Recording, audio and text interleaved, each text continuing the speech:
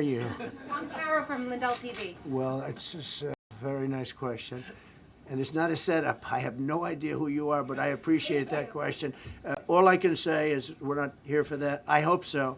I hope they're doing a thing because that election was rigged and stolen, and we can't allow that to happen. You know, a lot of people tell me, sir, you just won the greatest election in the history of our country. You won at numbers that won all 7 swing states, won the popular vote, won everything.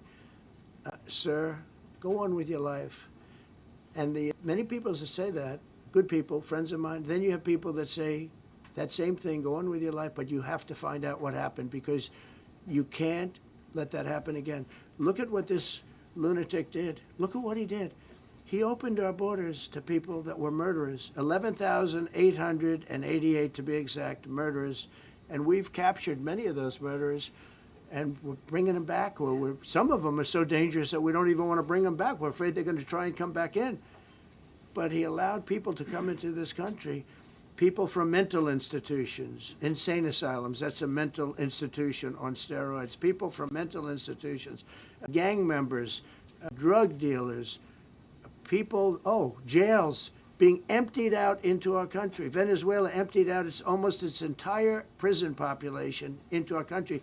But I don't want to blame them. Many countries have done that.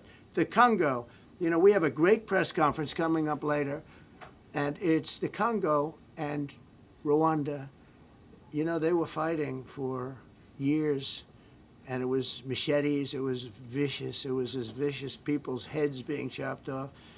And I have a man who's very good in that part of the world, very smart, and put them together, and we're signing a peace treaty today. First time in many years they're going to have peace, and it's a big deal. You know, we talk about Russia, and we're working that one. President Putin called up and he said, I'd love to help you with Iran.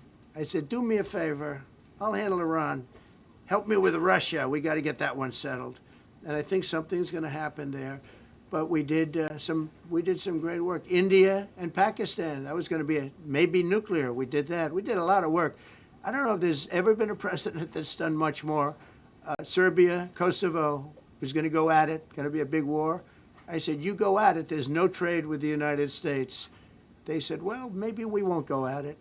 That's what happened with India and Pakistan. I was negotiating with both of them, and I said to Scott, I said to Howard, cancel all deals with India and Pakistan. They're not trading with us because they're in a war. They called back, what do we do? I said, look, you want to have trade with the United States, it's great. But you want to go and start using nuclear weapons on each other, we're not going to allow that. And they both agreed. Both have great leaders. They both agreed not to do it. So we did a lot, but I appreciate that question. Sir, on peace deals, can I follow up with you? Sir, can I follow up on peace deals? Thank you so much. Thank you, please, Mr. Orange. President. Thank you, Mr. President.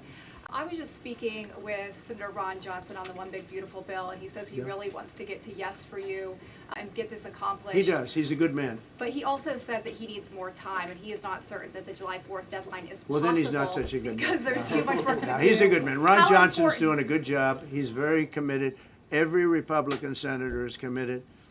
And, you know, you could have a couple of grandstanders, in all fairness. You could have somebody else. And it's very dangerous because our country would go from being the most successful country in the world to who knows what happens with a 68%